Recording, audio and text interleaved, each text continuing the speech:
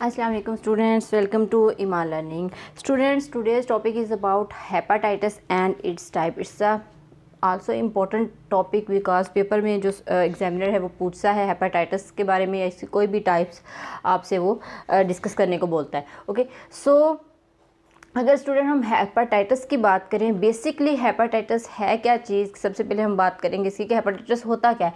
Actually is a inflammatory condition of liver. Liver की inflammatory condition होती है और लीवर का डैमेज होना होता है, जिसको हम कहते हैं कि ये हेपेटाइटिस है. तो हेपेटाइटिस का अटैक डायरेक्टली लीवर पे होता है और हेपेटाइटिस कॉज जो होता है वो वायरस की वजह से होता है. ओके, सो अगर हम बात करें लीवर की स्टूडेंट्स, तो liver is a vital organ of our body. सबसे मेन वाइटल ऑर्गन जो है वो लीवर है, because they process nutrients, filter of blood, fight infections. So ये बेसिकली बहुत इंपॉर्टेंट फंक्शन है जो लीवर ने परफॉर्म करने होते हैं. इसलिए हम कहते हैं कि liver is a vital organ of a body. Vital होने के साथ साथ ही हमारी बॉडी का जो लार्जेस्ट ऑर्गन भी हम लीवर को बोलते हैं. सो अगर हम ये बात करें कि ये तमाम फंक्शंस लीवर परफॉर्म करता है, लेकिन किसी भी वजह से जिसको हमने अगर हम कहें कि हेपेटाइटिस की वजह से लीवर इन्फ्लेमेटरी कंडीशन में चला गया है, तो ये सारे के सारे फंक्शंस जो हैं वो डिस्टर्ब हो जाएंगे. सो इसके इनडायरेक्टली जो इफ़ेक्ट है वो हमारी बॉडी पे भी होंगे. ज़ाहिर बात है, अगर हमारी बॉडी को लीवर प्रॉपर तरीके से न्यूट्रिएंट्स प्रोवाइड नहीं करेगा तो हमारी बॉडी में न्यूट्रिशन की कमी हो जाएगी, तो जिससे क्या होगा, हमारा सडन वेट लॉस हो जाएगा. तो इसके साथ साथ हम ये देखते हैं कि इन सारे प्रोसेस की वजह से जो कॉज होती है वो ही एक्चुअली सिम्टम्स हैं हेपेटाइटिस के. अगर न्यूट्रिएंट नहीं मिल रहा है, जैसे मैंने बताया, तो क्या होगा, हमारा जो इवन हमारा ब्रेन फंक्शंस जो हैं वो सही तरीके से वर्क नहीं करेंगे और हमारे बॉडी में लॉस ऑफ वेट हो जाएगा. And then filter of blood, अगर फिल्टर नहीं किया जाएगा ब्लड को सही तरीके से, तो भी हमें बहुत सारी डिजीज़ का सामना करना पड़ सकता है. Then fight infections. तो अगर लिवर डैमेज हो जाएगा तो हमारी बॉडी फाइट नहीं कर सकेगी अदर इन्फेक्शंस के साथ. फॉर एग्जांपल बैक्टीरियल इन्फेक्शन हो सकता है, वायरल इन्फेक्शंस हो सकता है, फंगस इन्फेक्शन, कोई भी पैथोजेनिक इन्फेक्शंस हो सकता है जिससे हमारी बॉडी जो है वो फाइट नहीं करेगी. सो इससे क्या होगा कि हमारी बॉडी जो है वो डिफरेंट किस्म की डिजीज़ उस पर जो है वो हो जाएगी और कोई ख़ास जो ड्रग्स है वो वर्क नहीं कर पाएंगी. ओके, सो अगर हम कॉजेज़ ऑफ हेपेटाइटिस की बात करें स्टूडेंट्स, कॉमनली वायरल इन्फेक्शंस है ये, but other causes also discuss in, जैसे कि for example heavy alcohol use. तो अगर अल्कोहल का हैवी यूज़ किया जाए तो भी हमारा जो लीवर है वो डैमेज हो सकता है और हमें हेपेटाइटिस हो सकता है. देन टॉक्सिन्स हैं, सम मेडिकेशंस हैं, कुछ ऐसी ड्रग्स, ऐसी मेडिकेशंस होती हैं जो कि हमारे लीवर पे उसका इन्फेक्शन हो जाता है. Okay, and then certain medical conditions, कुछ मेडिकल कंडीशंस ऐसी होती हैं, हमें कोई ख़ास किस्म की डिजीज़ हो जाती है जिससे हमारा लीवर डैमेज हो जाता है और उससे भी क्या होता है कि हेपेटाइटिस के जो चांसेस है वो इंक्रीज़ हो जाते हैं. सो एक और बहुत बड़ी वजह है जो इन तमाम ड्रग्स को इस्तेमाल करने के बाद होती है, वो है ऑटो इम्यून हेपेटाइटिस. ऐसा कॉमन इन्फेक्शंस है ये भी लीवर के हवाले से. फॉर एग्जांपल इसमें होता एक्चुअली क्या है, स्टूडेंट्स को अपने गौर से देखना है. Autoimmune hepatitis is a disease that occurs when your body makes antibodies against liver tissue. So क्या होता है कि आपकी बॉडी लीवर टिश्यू के ही अगेंस्ट एंटीबॉडीज़ बनाना शुरू कर देती हैं. अब एंटीबॉडीज़ का फंक्शंस क्या होता है आप सबको स्टूडेंट्स पता होगा कि जब भी कोई पैथोजन अटैक करता है बॉडी के ऊपर, तो ब्लड सेल्स या वाइट ब्लड सेल्स जो होते हैं वो प्रोड्यूस करते हैं एंटीबॉडीज़, और वो एंटीबॉडीज़ क्या करती हैं, जाके उस वायरल इन्फेक्शंस के साथ या उस वायरस के साथ जो है वो जाके हम कह सकते हैं कि उसके साथ वो फाइट करती हैं और उस वायरस को ख़त्म कर देती हैं. और उसके अल्टरनेट इफ़ेक्ट क्या आते हैं कि हमारी बॉडी उस वायरस से महफूज हो जाती है, बच जाती है. जब वायरस ही ख़त्म हो जाएगा या बैक्टीरिया ही ख़त्म हो जाएगा एंटीबॉडीज़ की वजह से, तो हमें इन्फेक्शन नहीं होगा. ओके, अगर ये जो हम ड्रग्स इस्तेमाल कर रहे हैं बहुत ही किस्म की, जिसमें हम कहते हैं कि हमें कोई बुखार हुआ, फीवर हुआ, या हमें कोई और डिज़ीज़ हो गई जिसकी वजह से हमने मेडिसिन यूज़ की और उस मेडिसिन का जो एडवर्स इफ़ेक्ट है वो इम्यून हेपेटाइटिस की सूरत में आ गया, ये भी सूरत हाल जो है वो हो सकती है। सो हमारी जो लिवर के टिश्यूज़ हैं वो डैमेज होना शुरू हो जाएंगे, उससे क्या होगा कि हेपेटाइटिस के चांसेस इंक्रीज़ हो जाएंगे। Clear is that? So next हम बात करते हैं टाइप्स ऑफ हेपेटाइटिस। तो वेल नोन टाइप्स जो हैं वो A, B, C है, एक D हेपेटाइटिस भी है। ओके, सो वेल नोन हम इस पर बात करेंगे इस लेक्चर में hepatitis A, B and C virus hepatitis की। सो जो हेपेटाइटिस A है स्टूडेंट इज़ HAV, इसको बोला जाता है because H mean hepatitis, A mean A type, V mean virus, इनके हेपेटाइटिस ए वायरस। तो इसमें हम कॉजेटिव एजेंट की बात कर रहे हैं। ओके, अगर हम इन मेडिकेशंस को छोड़ के, हमने कहा ना कॉमनली जो इन्फेक्शन है वो इसका वायरस है, तो हम मेडिकेशन को छोड़ के अगर हम वायरस की बात करें तो HAV वायरस और HB वायरस यानी कि जो हेपेटाइटिस B कॉज करता है, HC वायरस जो हेपेटाइटिस C को कॉज करता है, एंड D वायरस जो है वो अभी तक अननोन है, इन रिसर्च है ये। ओके, एंड स्टूडेंट्स अगर हम देखें कि जो हेपेटाइटिस है वो कितना सीवियर है, तो मैं आपको यहाँ पे बताती चलूँ, ये आपकी जनरल नॉलेज के लिए भी बहुत इंपॉर्टेंट बात है कि WHO estimate that 354 millions people currently live with hepatitis B and C globally.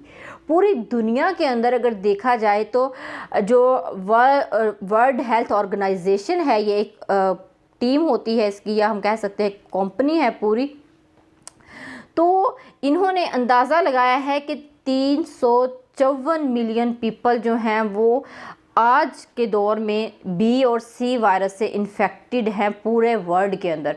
तो जो बहुत ही एक अलार्मिंग सिचुएशन है। इसका ये मतलब है कि हेपेटाइटिस जो है वो बहुत आम जो डिज़ीज़ है वो बनती जा रही है पूरी दुनिया के अंदर। ओके, सो नेक्स्ट हम बात करते हैं students one by one hepatitis की टाइप्स की। तो सबसे पहले अगर हम डिस्कस करें तो हमारे पास आ जाता है hepatitis A। Hepatitis A is caused by HAV यानी कि हेपेटाइटिस A वायरस, एंड अगर इसका कॉजेटिव एजेंट देखा जाए, वायरल का जीनोम देखा जाए स्टूडेंट्स, तो वो है RNA वायरस। ओके, RNA होता है ये वाला वायरस जो है जो कॉज करता है हेपेटाइटिस A को। Hepatitis A caused by virus, other is cause toxic agent and drugs. Some toxic agent भी हो सकते हैं, ड्रग्स भी हो सकती हैं जो कि इस डिज़ीज़ की जो है वो वजह बन सकता है। अगर सिम्टम्स की बात करें जाए कि अगर किसी पेशेंट को हेपेटाइटिस A है तो उसको कैसे पता चलेगा कि मुझे हेपेटाइटिस A जो है वो हो सकता है। फॉर एग्जांपल अचानक से एब्डोमिनल पेन स्टार्ट हो जाएंगे, समटाइम्स फीवर जो है हो सकता है, जॉइंटिस भी इसमें हो सकता है। तो ये कुछ कंडीशंस हैं जिसमें जो सिम्टम्स अगर हमें रहें कि फॉर एग्जांपल एब्डोमिनल पेन बार बार होता रहे, या कोई प्रॉब्लम भी ना हो लेकिन हमें रोज़ ब रोज़ बुखार होता रहे, तो ये भी सूरत हाल है कि हम अपना हेपेटाइटिस का टेस्ट करवाएं कि आया कि हमें हेपेटाइटिस तो नहीं है। सो अब इस कंडीशन में और एक चीज़ क्या होती है कि ये जो हेपेटाइटिस A है is a less virulent and short term, बहुत ही कम टाइम के लिए होता है और लेस विरुलेंट होता है। लेकिन अगर ये बिगड़ जाता है तो ये भी सीवियर हो सकता है। कोई भी बीमारी है, चाहे वो हमें बुखार ही क्यों नहीं, मामूली सा नज़ला ज़ुकाम ही क्यों नहीं है, अगर हम उसकी प्रॉपर केयर नहीं करते, देखभाल नहीं करते, तो क्या होगा, वो ही डिज़ीज़ हमारे लिए जो है वो वजह जानलेवा हो सकती है। And formally called infectious hepatitis. Then अगर ट्रांसमिशन की स्टूडेंट इसकी बात करें तो मोड ऑफ ट्रांसमिशन इसका क्या है, contact with faeces of infected person. तो अगर इन्फेक्टेड पर्सन के फीसिस से किसी भी तरह कॉन्टैक्ट होता है तो ये डिजीज़ फैल सकती है, अदरवाइज नहीं। Okay, and hepatitis B major type है hepatitis B and C। Okay, क्योंकि ये तो शॉर्ट टर्म होता है, ये शॉर्ट टर्म होने के बाद ये अगली स्टेज में कन्वर्ट हो सकता है, बट ये चीज़ ध्यान में रखनी है। सो हेपेटाइटिस B की अगर बात की जाए, hepatitis B HBV and DNA virus और second major type of uh hepatitis. Common अगर हम देखें ना पूरी वर्ल्ड के अंदर, जैसे मैंने अभी आपको बताया कि 354 मिलियन पीपल जो है वो अफेक्टेड हैं B एंड C से, तो ये भी मेजर टाइप है जिस वजह से इन्फेक्टेड है लोग। तो कॉमनली कहाँ पे होता है ये, Asia, China, Philippines, Africa and middle east country जितनी भी हैं उन सब में हेपेटाइटिस के पेशेंट्स जो हैं वो मौजूद हैं। And formally called serum hepatitis, ये सीरम हेपेटाइटिस होता है। सीरम हेपेटाइटिस की सबसे बड़ी जो वजह है वो होती क्या है कि ये ट्रांसमिट होने के चांसेस ज़्यादा होते हैं। ओके, जो भी कोई डिजीज़ है अगर वो सीरम में है तो वो ट्रांसमिट ज़्यादा जल्दी होती है as compare to hepatitis A virus, क्योंकि ये तो फीसिस से ही जो है वो ट्रांसमिट होगा, तो वहाँ तक किसी की रसाई होगी दैन ये ट्रांसमिट होगा, अदरवाइज़ नहीं होगा। बट जो सीरम इन्फेक्शंस होते हैं वो बहुत ही डेंजरस होते हैं। So exchange of body fluid से, जैसे for example blood serum, blood आप किसी को दे रहे हो या किसी को दे रहे हो तो नुकसान नहीं है, लेकिन अगर किसी से लेते हो और उस बंदे को हेपेटाइटिस है तो वो आपकी बॉडी में एंटर हो चुका है। ओके, इसी तरह अगर आप जैसे जो है वो इस्तेमाल शुदा ब्लेड्स का इस्तेमाल है या जो सिरिंजेस हैं उनका इस्तेमाल है, तो ये डिज़ीज़ फैलने के जो है वो चांसेस बहुत ज़्यादा हैं। तो इस चीज़ का ध्यान रखना है कि हमने कंटेमिनेटेड सिरिंजेस, कंटेमिनेटेड ब्लेड्स का इस्तेमाल नहीं होने देना, कंटेमिनेटेड नीडल्स का इस्तेमाल नहीं होने देना अपनी बॉडी पे। तो कोई भी डिजीज़ हो सकती है, ना सिर्फ हेपेटाइटिस बल्कि HIV वायरस आपकी बॉडी में एंटर कर सकता है। सो बहुत सारी ऐसी डिजीज़ हैं जो कि फैलती हैं सीरम से। नेक्स्ट है breast milk and saliva, mother to child. अब ये भी मदर टू चाइल्ड होता है, जैसे हमने HIV पढ़ा था प्रीवियस लेक्चर के अंदर, तो ये भी मदर टू चाइल्ड जो है वो होती है। अगर मदर फीमेल प्रेग्नेंट है तो उसके बच्चे को ये डिजीज़ हो सकती है।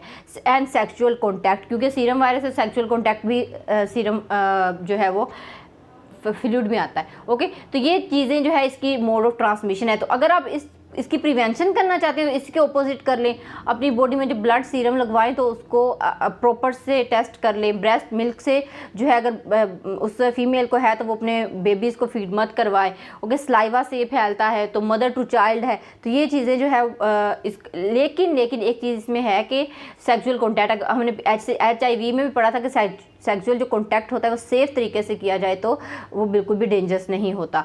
एंड अगर बात करें स्टूडेंट इसके क्रोनिक अटैक की, तो क्रोनिक अटैक क्या होता है कि अगर ये सीवियर हो जाता है, इसके आपकी बॉडी पे सीवियर किस्म के सिम्टम्स भी ज़ाहिर होते हैं। For example fatigue, loss of appetite. अब लॉस ऑफ एपिटाइट अक्सर लोगों को समझ नहीं आती क्या होता है। लॉस ऑफ एपिटाइट का मतलब क्या होता है कि आपके अंदर भूख की जो जिसको कहते हैं ना ख्वाहिश, वो ख़त्म हो जाती है, यानी कि भूख आपको लगती ही नहीं, आपकी भूख ही मर जाती है, आपको कुछ खाने का दिल नहीं चाहता। तो ये कभी कभार तो होता है इंसान के साथ दिल ना चाहे, लेकिन अक्सर औकात ऐसा हो तो आप को जो है समझना चाहिए कि मेरी बॉडी में कोई ना कोई प्रॉब्लम है या मुझ में कोई ना कोई मसला है, तो मैं इसका टेस्ट करवाऊँ क्यों नहीं ये हो रहा। Okay, and joints, risk of liver damage. और अगर ये बिगड़ जाती है तमाम सूरत हाल, आप इस पर गौर नहीं करते, आप प्रॉपर अपना टेस्ट नहीं करवाते, मेडिकेशंस नहीं यूज़ करते, सो क्या होता है कि आपका लिवर डैमेज हो सकता है। और अगर लिवर डैमेज स्टूडेंट हो जाता है तो आपको लिवर कैंसर भी हो सकता है, बहुत ही सीवियर ये डिज़ीज़ जो है वो हो सकती है। अगर रिकवरी की बात की जाए तो इसकी रिकवरी मौजूद है, वैक्सीन भी मौजूद है, बट क्या होगा कि आपने लिवर डैमेज से पहले अपने जो आपका फिजिशियन है उससे रब्ता करना है। ये नहीं है कि आपका लिवर डैमेज हो चुका है, वो उसके फंक्शन ही ख़त्म हो चुके हैं तो आप जाओ और आप कहो कि इसका तो इलाज है बट हुआ नहीं। वो क्यों नहीं हुआ? क्योंकि आपके लिवर बिल्कुल ही ख़त्म हो गया, तो फिर लिवर ट्रांसप्लांट करना पड़ता है, जो कि बिल्कुल सेफ़ इतना नहीं होता। Okay, and complete recover immune to the virus. अब कंप्लीट इसकी रिकवरी है अगर आप प्रॉपर मेडिकेशंस करते हैं, प्रॉपर आप अपनी केयर करते हैं, तो आप इसकी कंप्लीटली रिकवरी जो है वो हासिल कर सकते हैं।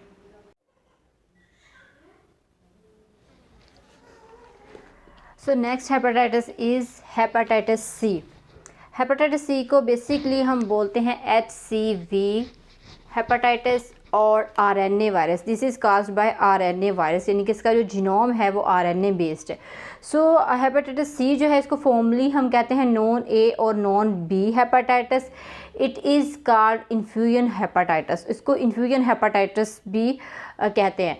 सो अगर हम हेपेटाइटिस सी की ट्रांसमिशन की बात करें या मोड ऑफ ट्रांसमिशन की बात करें तो ये भी ब्लड सीरम से फैलता है, जैसे ब्लड से, mother to child and sexual contact. Okay, so leads to chronic of liver, और ये भी लिवर को जो है वो डैमेज कर सकता है, बट ये थोड़ा सा लेस सीवियर होता है एज़ कम्पेयर टू A और B।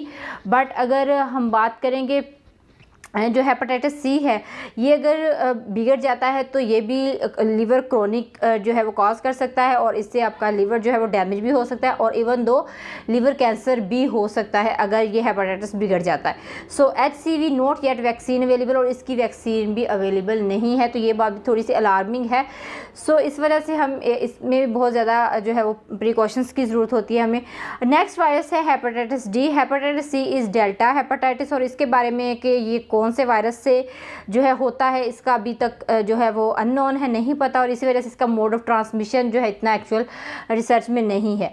ओके, सो अगर हम बात करें ओवरऑल जो हेपेटाइटिस को हमने डिस्कस किया है, इसके कंट्रोल की बात करें तो कंट्रोल इसका क्या हो सकता है कि अडॉप्टिंग हाइजेनिक मेजर्स। तो हमने देखा है कि हाइजेनिक मेजर्स अगर हम कर लेते हैं, यानी कि वो अगर हम फूड भी इनटेक करते हैं तो हम बिल्कुल हाइजेनिक मेजर से गुजरते हुए, और अगर हम ब्लड लगवाते हैं या सिरिंज का इस्तेमाल करते हैं, नीडल्स का इस्तेमाल करते हैं, या फिर हम ब्लेड का इस्तेमाल करते हैं, जैसे अक्सर लोग हजाम के पास जाते हैं तो या सैलून पे जाते हैं तो वहाँ ब्लेड्स इस्तेमाल होते हैं, एक ह्यूमन के इस्तेमाल होता है फिर दूसरे के, तो इस तरह जो है इस्तेमाल शुदा ब्लेड्स को जो है वो कट ऑफ कर देना है अपनी लाइफ से, तो इस तरह हम बच सकते हैं। और इन जो सर्जिकल इंस्ट्रूमेंट्स होते हैं वो भी प्रॉपर तरीके से हाइजीन किए हुए हों, तब हम दैन उसको यूज़ कर सकते हैं।